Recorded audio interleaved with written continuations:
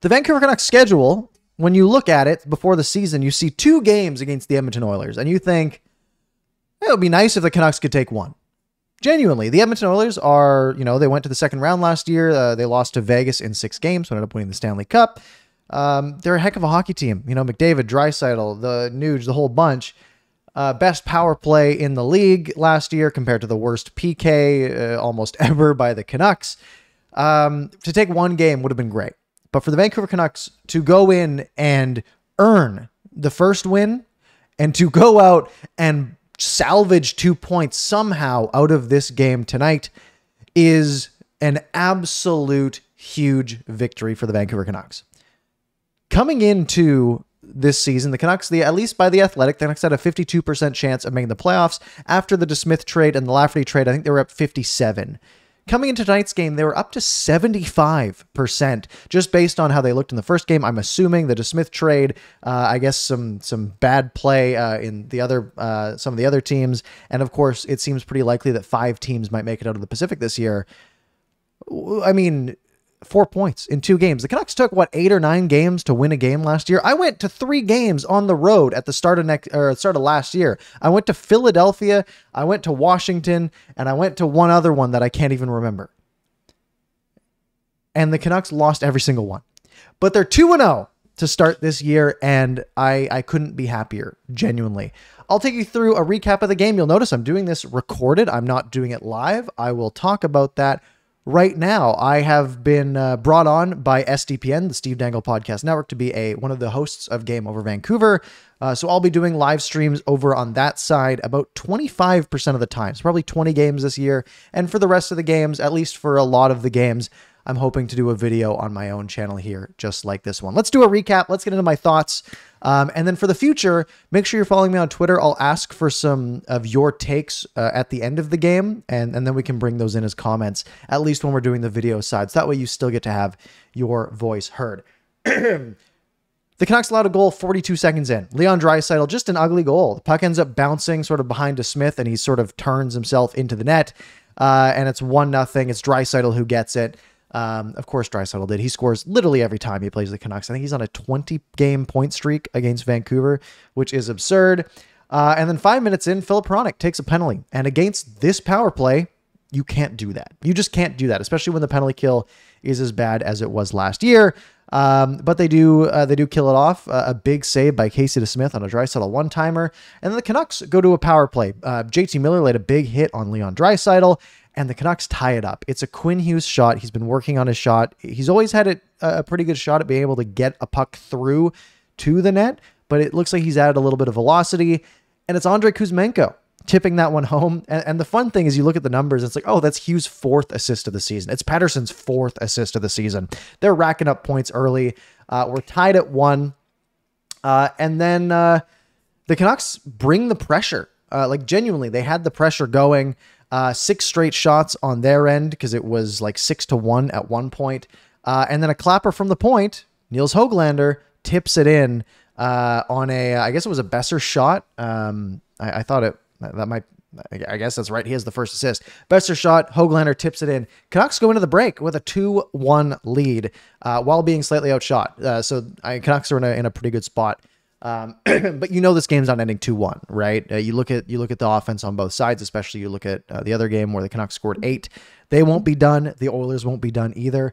And the Oilers weren't done. The Oilers played fantastic the rest of the game. The first period, I would say, was pretty even. And if you look at it, the analytical side, I mean, here's sort of the game flow graph from Natural Stat Trick where they show, here's the first period cutoff. It's pretty even.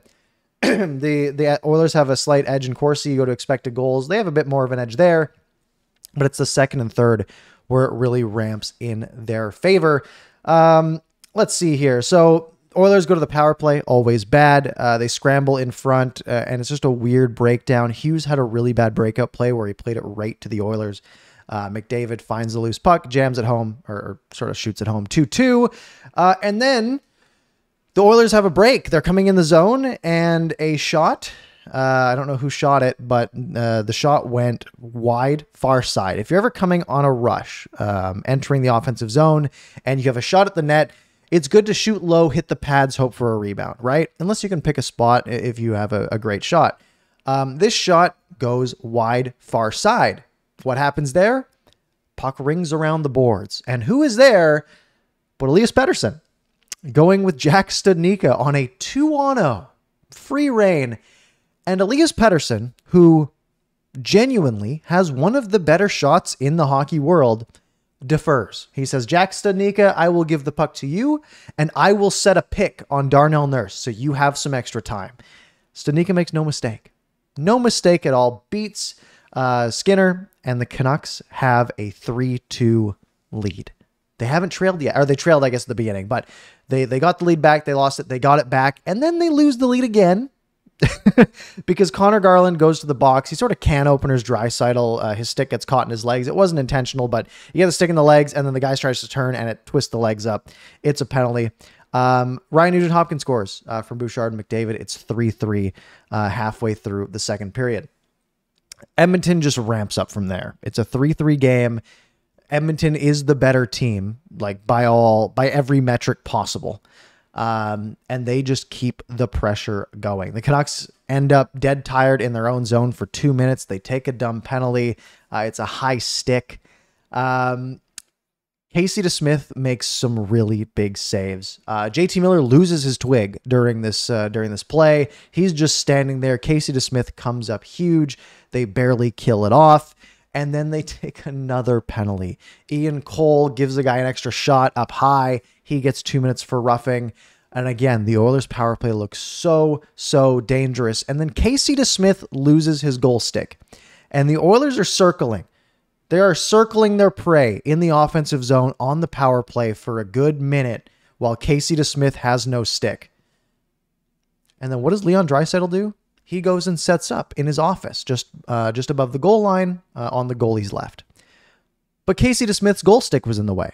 So he says, oh, I'm just going to sweep this out of the way. Now, his critical mistake, he swept the goalie's stick away from the goalie.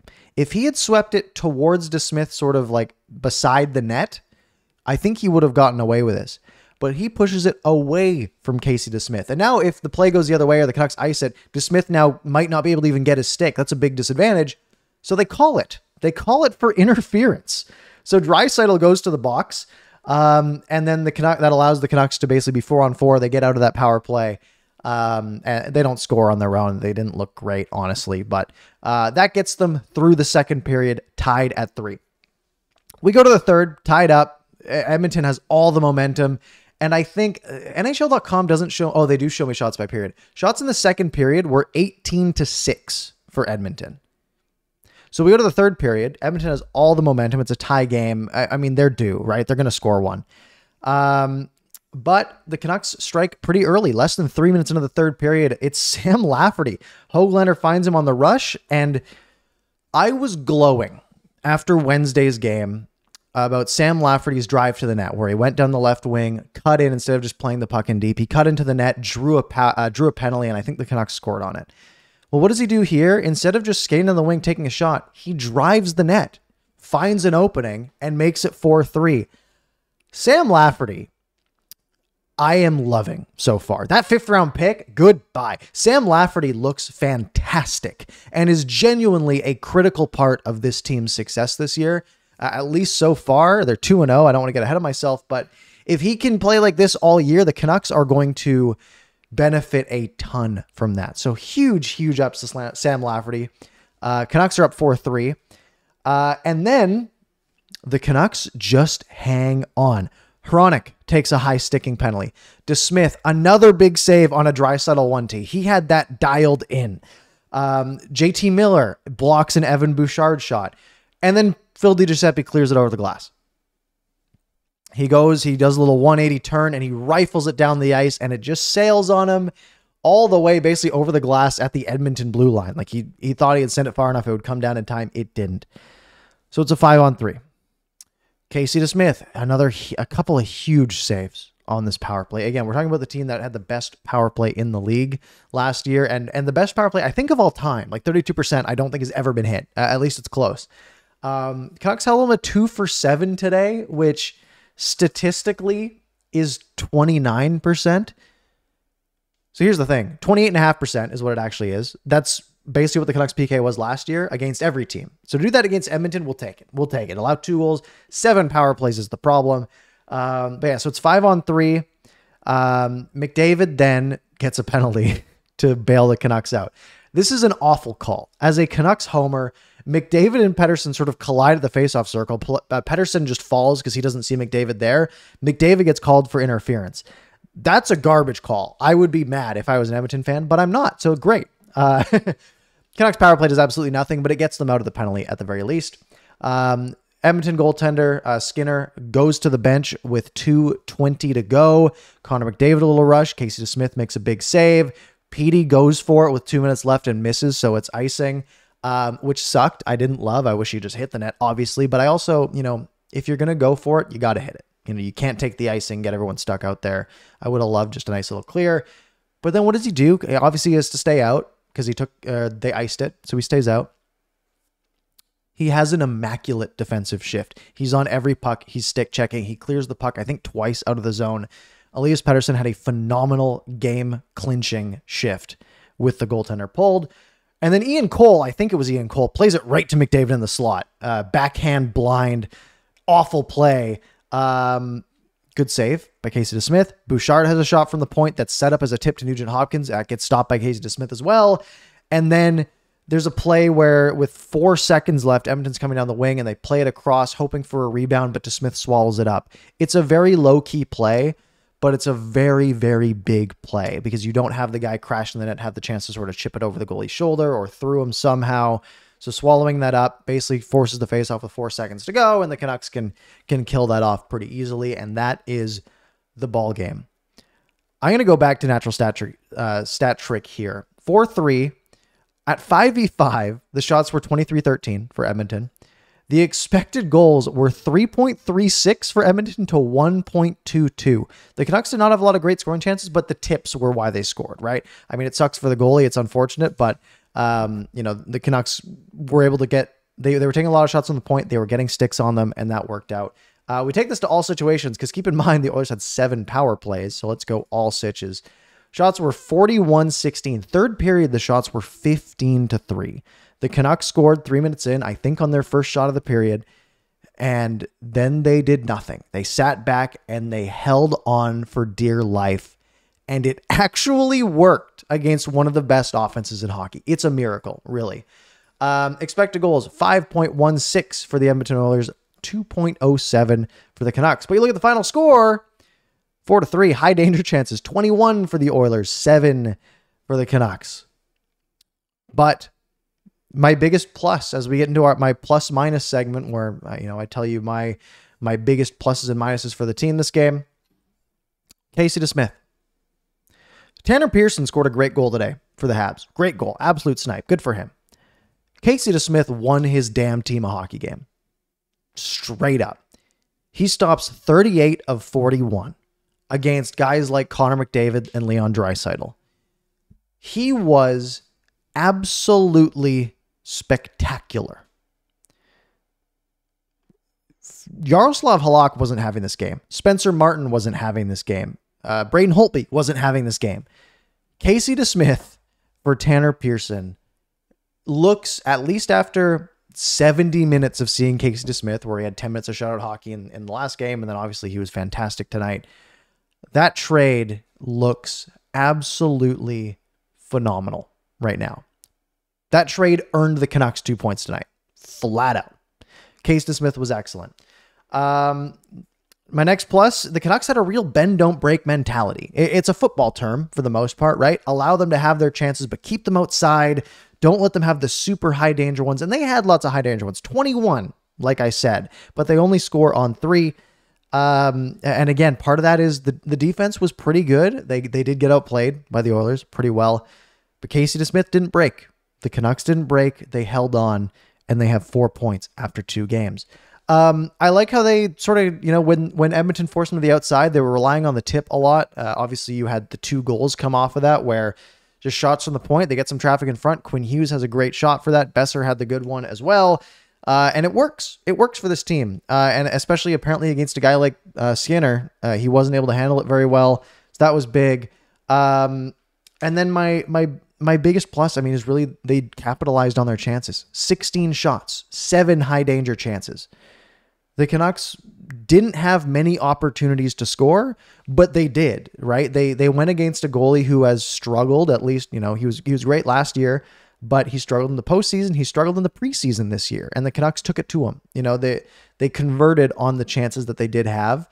And that's a big reason they won this game.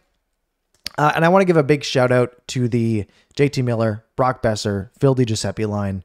Their forecheck tonight was fantastic. It was genuinely very, very good. They you know, lots of times in the offensive zone, they would just go out and just kill some time. And that's really what the Canucks needed. I'm actually curious to see what their expected goals were each. It's very low, actually. It's really bad. It's like 5%. They didn't generate any offense at all, but I didn't feel like they were a liability defensively. And I thought their forecheck was good, even though the numbers analytically, I mean, you look at this, you can't really see the names, but this is DiGiuseppe and this is Miller. Awful, actually. Elias Pettersson, by the way, at 5-on-5, 11 minutes of ice time in a game where the Canucks got dominated. 0.8 expected goals for while he's on the ice, 0.3 against. That is Selke stuff right there.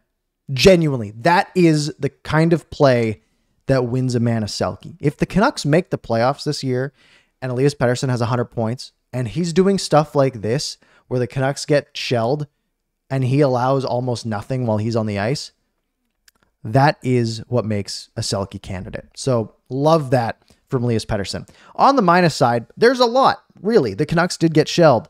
The slow start. I mean, they came out slow. The Edmonton scored early. The shots were 8-1 at one point, and I thought that was as bad as it was going to get. The third period was worse, 14-3 the shots. Second period was 18-6. But the Canucks bounced back from that slow start, at the very least. They got absolutely dominated in the second. They got absolutely dominated in the third. And they took too many penalties. Every time the Canucks got sort of pinned down in their own zone, they would take a penalty. 7 power plays they gave the Edmonton Oilers. 7. And they won the hockey game. That is special. I don't know if that's coaching. I don't know if that's just getting really good goaltending from Casey DeSmith. But the Canucks need to take it. They need to take it, and they need to run with it. Because again, last year it took the Canucks 8 or 9 games to even get a point. And for the Canucks to go out against one of the best teams in hockey and to pull out 4 points, they need to just take that and run. They've got the Flyers next on Tuesday. The Flyers aren't a very good team. That building's going to be empty because the Phillies are playing that night. They then have the Lightning without Andrei Vasilevsky. They have the Panthers. Panthers will be good. But then they have the Preds, sort of a bubble team, probably outside looking in. The Blues, also sort of a bubble team. And then they get the Rangers, which is going to be tough. But then they get the Preds and then the Sharks. So by November 2nd, the Canucks have some opponents they can beat and that they should beat. They could realistically be like 7-4 by the time we get there. I don't know if that adds up. 2, 4, 6, 8, 12 games. 12 games. Maybe they're 8-4. If they can be 8-4 at the start of November, be 4 games ahead of 500 on a team that realistically needs to be 14 games ahead of 500 to make the playoffs, that would be 96 points. They are in a really, really, really good spot. I love what I see, or I loved what I saw tonight. So let me know your thoughts in the comments down below. Make sure you're subscribed, hit like, do all that good stuff. I'm going to be here. If the Canucks are playing like this, I'm going to be here all season long. Or a quarter of the games, I will be hosting Game Over Vancouver over on the SDPN channel, so make sure you're over there. But otherwise, keep it locked right here. I'll post on Twitter whenever I'm on the SDPN channel, so you can tune in there. Otherwise, folks, have a great night. Enjoy your weekend now that the Canucks are through it unscathed, 2-0. They should have Demko back on Tuesday. Maybe Mikheyev back as well. Looks like Susie's progressing well. Folks, the Canucks they're giving me hope. They're giving me hope. Have a good night. I'll see you next time.